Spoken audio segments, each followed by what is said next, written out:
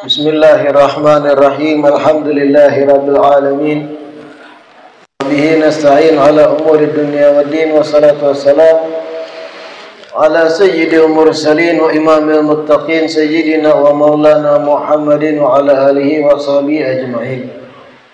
Allahumma salli wa sallim ala sayyidina Muhammad miftah babi rahmatillah adada ma bi'ilmillah. Salatan wa salaman daimaini bidawami mulkillah wa ala alihi wa sahbihi wa man walah. Wala haula wala quwwata illa billah. Anil Mughirati ibn Syu'bah radhiyallahu ta'ala anhu an Rasulillah sallallahu alaihi wa alihi wa sahbihi wa sallam qala inna Allah ta'ala harrama alaikum uquqal ummahati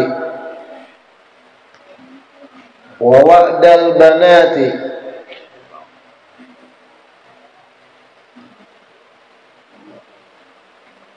wa man'il wahat wa karraha lakum qila wa qal wa kathrata su'al wa idha'atal mal.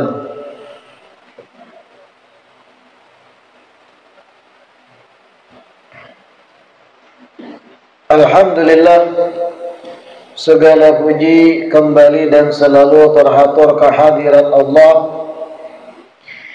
yang masih memanjangkan umur kita seberataan, melimpahkan kesehatan, keafiatan, sehingga dikumpulkan lagi di majlis ilmu ini sama-sama dengan niat, dengan tujuan berharap mudah-mudahan kegiatan majlis ilmu ini bujur-bujur membawa kita seberataan pada kebaikan-kebaikan akhirat. Amin ya rabbal alamin. Hari ini kitab Nurul Iman kita masuk pada hadis yang ke-34, Al-Hadis Ar-Rabi' wa Thalathun, diriwayatkan dari Al-Mughirah bin Syu'bah radhiyallahu ta'ala anhu dari Rasulullah sallallahu alaihi wasallam bersabda, qala inna Allah ta'ala harrama alaikum uquqal ummahat. Rasulullah bersabda, sesungguhnya Allah telah mengharamkan bagi kalian, sesungguhnya Allah telah mengharamkan bagi kalian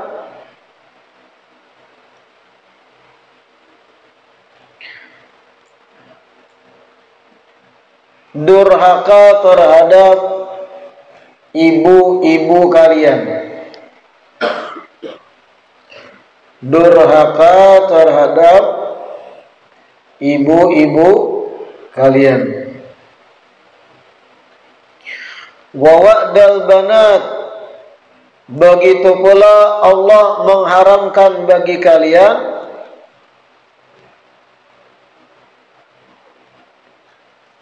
mengubur anak perempuan hidup-hidup, mengubur anak perempuan hidup-hidup,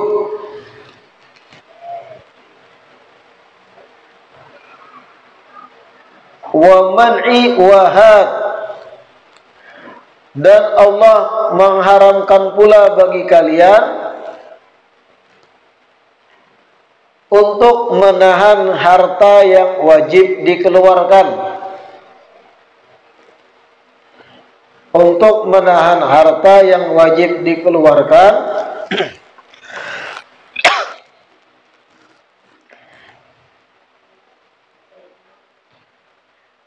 begitu pula mengambil harta tanpa hak, begitu pula mengambil harta tanpa hak.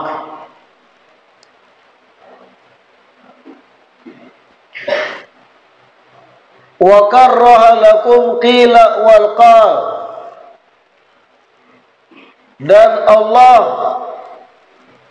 tidak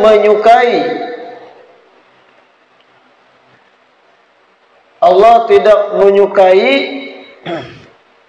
pada diri kalian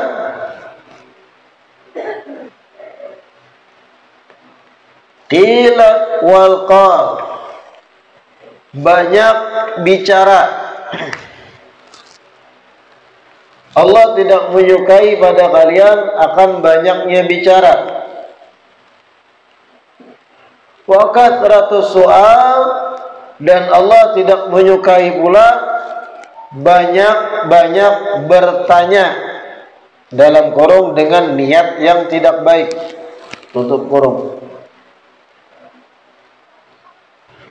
Wa idha'atul mal, dan Allah pun tidak menyukai mempoya-poyakan harta.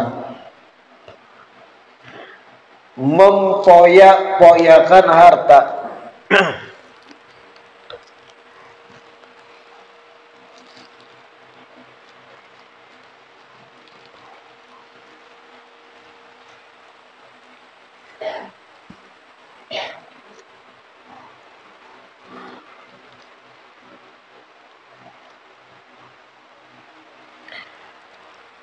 Hadis yang ke 34 ini Rasulullah sallallahu alaihi wasallam menjelaskan kepada kita gawian-gawian nang kada patut digawi. Gawian-gawian yang mestinya kita hindari. Yang pertama, ujar Nabi, sesungguhnya Allah mengharamkan bagi kalian berbuat durhaka terhadap ibu-ibu kalian. Al-ummahat jamak daripada Allah mengharamkan kita berbuat perbuatan durhaka terhadap kuitan. Dan itu jelas.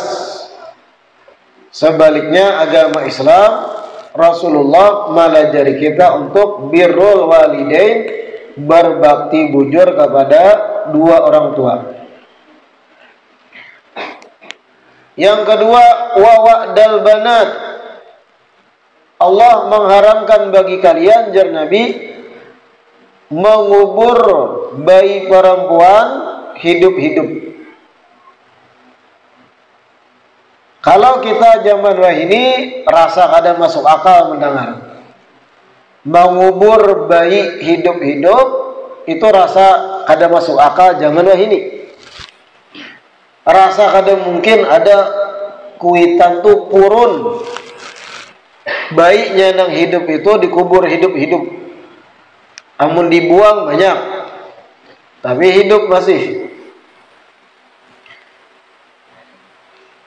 Adapun di zaman dahulu, kebiasaan jahiliyah, kebiasaan orang-orang yang bodoh, jahil sebelum datang Islam, itu termasuk mengubur bayi perempuan hidup-hidup.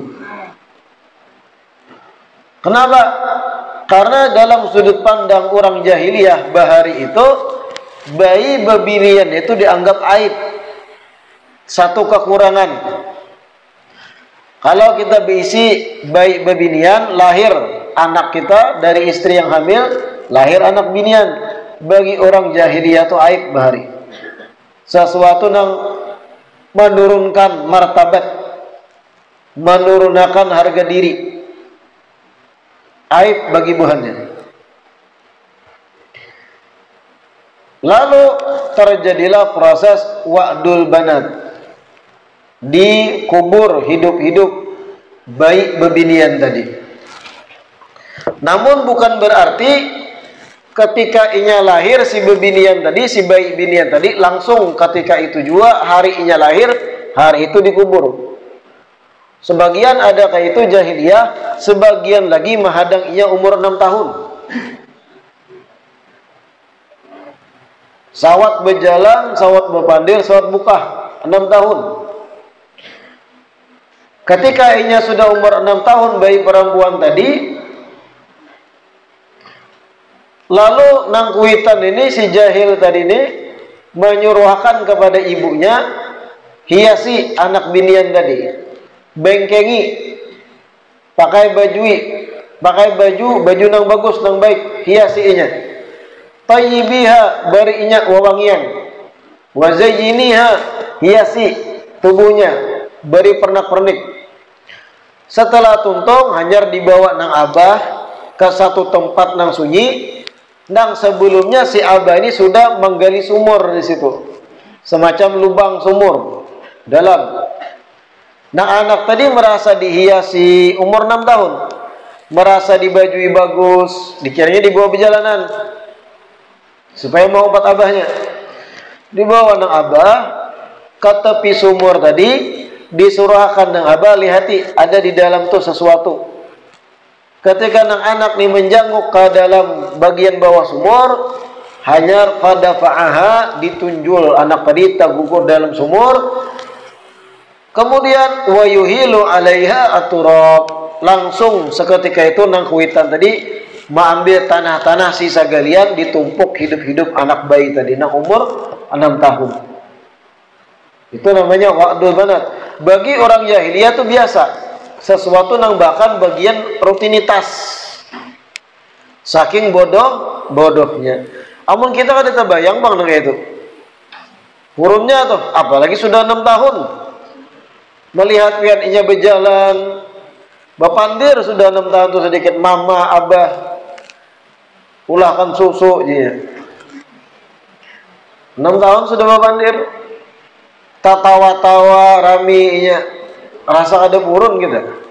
Ada mungkin terbayang anak seorang.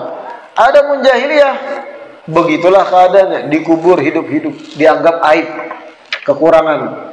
Sebaliknya, mau lahir bayi laki-laki, bangga, pesta buahnya, menurunkan keturunan kami, ini yang akan menjadi kebanggaan kaum kami, ini itu dibanggakan benar kalau anak lakian, bayi lakian lahir. Adapun ajaran Islam sebaliknya, lakian kah binian wajib kuitan itu untuk bujur-bujur mengurus anaknya. Bahkan ada riwayat hadis, siapa orang yang berisi anak bebinian sampai 3 ikung dan inya wa ahsana tarbiyatahum, diperbagus olehnya mendidik nang 3 ikung anak binian tadi, maka bisa jadi sabab bagi kuitan untuk masuk surga di hari kiamat. Ada seseorang kadang bisi anak tuh binian beratan, kadang bisi anak lakian. Itu ada nas haditsnya yang memuji. Apabila inya perbagus tarbiyahnya, anak-anak yang jadi solehah berataan, pesantren berataan contohnya, mengaji bagus, sholat 5 waktu terjaga, solehahnya anaknya yang binian berataan bisa jadi sebab si kuitan ini masuk surga hari kiamat. Begitu pula riwayat lain dikatakan 2 anak perempuan sama, malah dimuliakan dalam Islam anak bebinian itu. Dan sebagian dari kita kebanyakan jualah hendak anak binian pada anak lakian.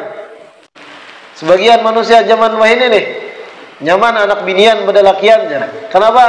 Umumnya gana dijujur orang. Alasannya antik-antik lah. Umumnya gana mengawinakan kada keluar modal, calonnya nang keluar modal. Itu pemikiran kuno. Amun bisa anak lakian, bah, tajua apa humaan ngawinakan dia kena bujang. Ada nang pemikiran nang itu di kampung-kampung lah, ada bagus juga itu. Bebaya lahir anak lakian si utuh nih, berpikirnya kayak apa menjujurakan kenanya Tuhan. Kejauhan, amun nampian hidup sampainya Tuhan bujang. Ketika anak binian lahir putih, salawi juta jujurannya katanya. La haula wala quwata illa billah. Pada intinya begitulah. Akhir zaman macam-macam. Ada alasan kenapa ketujuh binian anak, kalau lahir binian lebih himung. Ada alasan juga kalau lahir lakian himung juga tuh. Intinya seimbanglah kita. Lakian lahir, binian lahir, alhamdulillah. Kalau jahiliyah bahari, Anak binian, ada yang ketika sudah anak melahirkan, disebut di beberapa kitab, lagi hendak melahirkan nih nang ibu, nang ibunya mendukung juga dikubur hidup-hidup. Anehnya, ketika sudah anak melahirkan, itu digali lubang terlebih dahulu, dipeparak si ibu ini melahirkan. Kalau anak keluar jenis kelaminnya perempuan, ditimbai ke lubang langsung. Kalau lakian hanya harus dibanggakan. Ada juga yang langsung gitu. Tapi yang sadis tadi ada umur 6 tahun. Sudah melihat pian proses inyagana, sudah mulai bisa main lato-lato. Purunnya itu la ilaha illallah. Dan agama Islam sangat mengharamkan ini. Wa'dul banat istilahnya. Lalu kelanjutannya jar Nabi, begitu pula Allah mengharamkan mana wahad. Mana tuh menahan. Allah mengharamkan kita, artinya kada boleh kita itu menahan harta yang memang wajib dikeluarkan. Kada ketujuh Allah. Bian beisi harta nang tamandak, beisi harta yang mengendap tamandak setahunan, yang mana nilainya itu duit ini yang ditabung ini melebihi batasan wajib zakat. Menyimpan duit 150 juta atau 100 juta tamandak setahunan, itu wajib dikeluarkan 2,5% zakatnya. Pian halangi kada hendak mengeluarkan, boleh bakurang ngena duitku aja pian. Itu disebut man'un, menahan harta yang wajib dikeluarkan. Haram. Itu hak orang yang 2,5% tuh. Tapi kalau nang duitnya tikas 100 juta, 2,5%-nya berapa 100 juta? Berapa?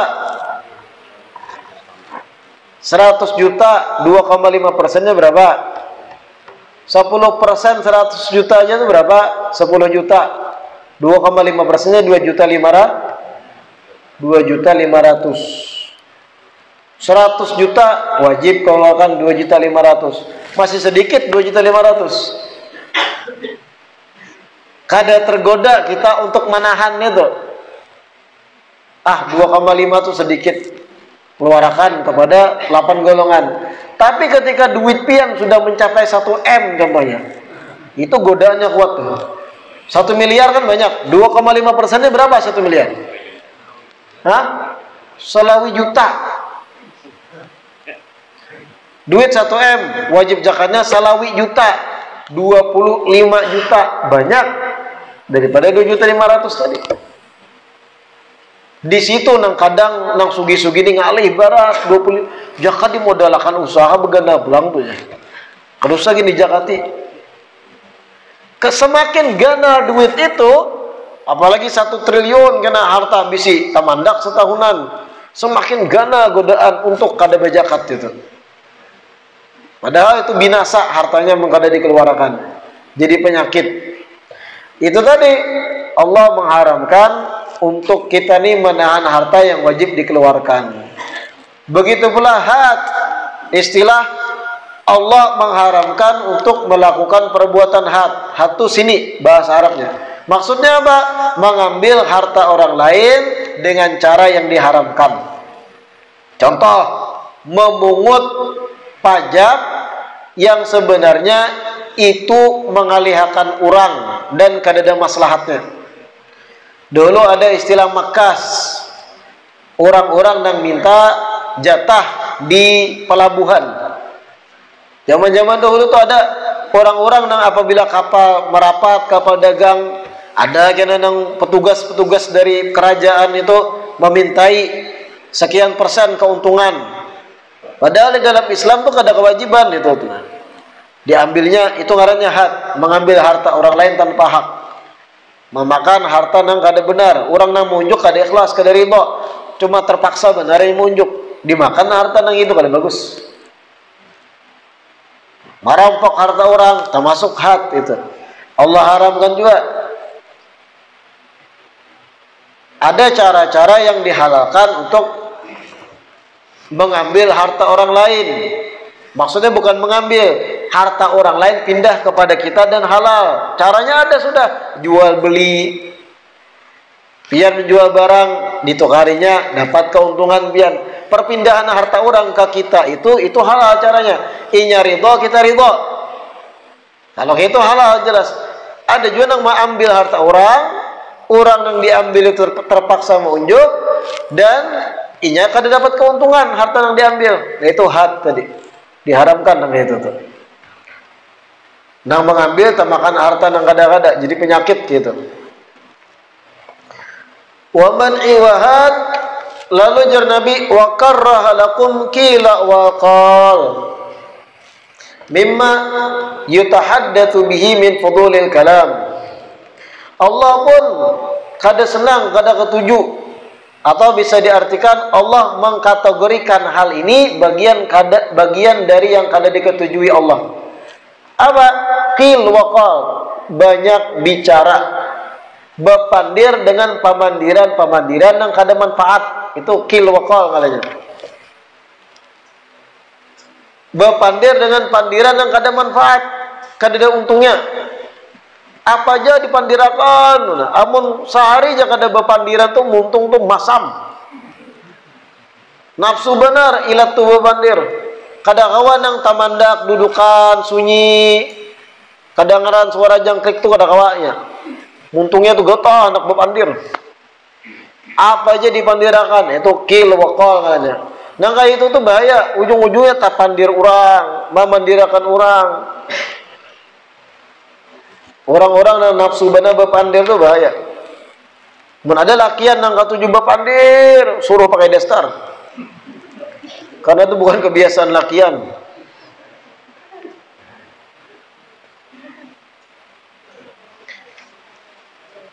La ilaha illallah. Termasuk hal-hal yang dikategorikan qil wa qal, artinya pemandiran yang kada manfaat itu memandirakan hal-hal yang itu kada ada sangkut paut lawan kita tuh. Yang membuka topik pembicaraan lawan orang, kisah-kisah nang di luar negeri. Nang si pendengar ni kada manfaat juga mendengar kisah info itu pian kisahkan. Ikam tahulah di Afrika situ harimaunya gana-gana. Apa harimaunya? Ada manfaatnya tuh nah. Daripada anak muntung begarak warak ya. Ada penting qil wa qal itu. Usahakan kalau bepandir itu jelas tujuannya. Manfaat bagi yang mendengar, menambah pengetahuan positif baginya paling kada. Atau niat-niat baik yang lain. Contoh ada pemandiran itu memang harus dan tujuannya baik. Melihat kawan pina masamuha murung tasandar ditawing, kopi sampai dingin kada tak terhirup-hirup. Rokok dia pina suntuk dia. Nah, ini kawan minta mandiri nih. Kita mandiri tujuannya menghiburinya.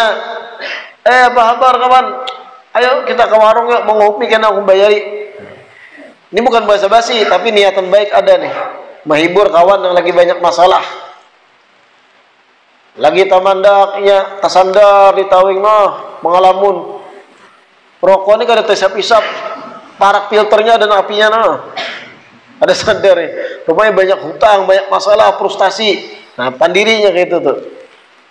Supaya inya tuh terhibur tuh kawannya itu.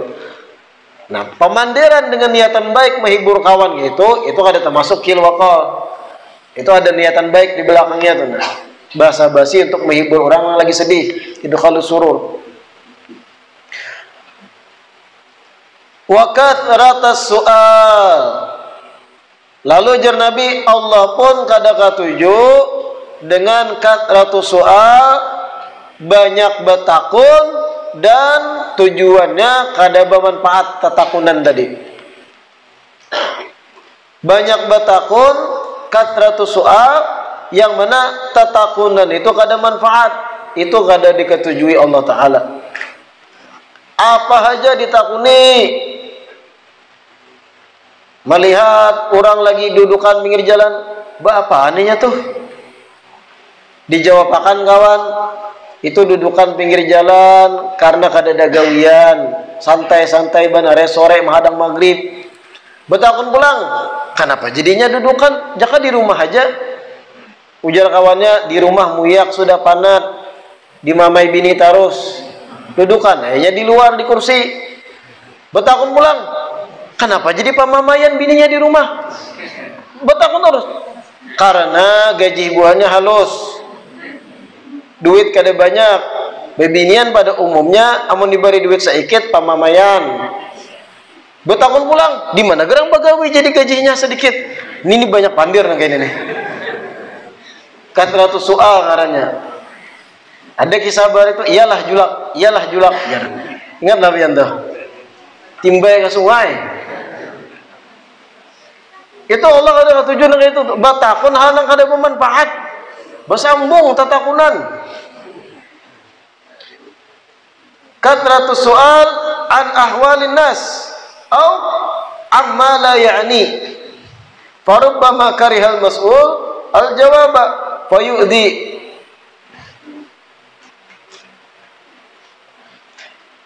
Terkadang kita lihat-lihat posisi, lihat-lihat situasi. Kalau seseorang yang kita takun itu kadang menjawab, berdiamnya, lalu muha berubah, dahi tak kerusut, berarti jangan dilanjutkan tatakunan tuh. Orang itu tersinggung. Orang lagi duduk, contohnya pian takuni, kada begawi kah hari ini? Libur kah? Nyada menjawab, malah merangut. Jangan lagi dilanjutkan tatakunan tuh. Bisa jadi ini habis dipecat dari gawian. Tersinggung ditakuni kada begawi kah? Ada nang kada pintar nih. Kenapa kada menjawab? Kada begawi kah kamu? Tambah merangutnya, kada menjawab. Nih bolos nih dari gawian nih. Orang dipecat. Wah bolos nih, makan gaji buta waran nih jar. Bisa tetampiling kan ujung-ujungnya tuh. Itu katratus soal karena. Lihat situasi dan kondisi ketika betakun itu memuha kaum tidak berubah, ganti topik langsung. Atau tinggalkan. Nah, paham itulah katratus soal. Allah kada ketujuh dengan orang yang banyak betakun dan kada bermanfaat tatakunan itu. Begitu pula Allah kada ketujuh jar ulama, orang tuh betakun tapi niatannya kada baik. Ada orang betakun niatan kada baik. Contohnya betakun niatan anak mentes, mau uji, mentes pintar kada nang ditakuni. Itu niatan kada baik.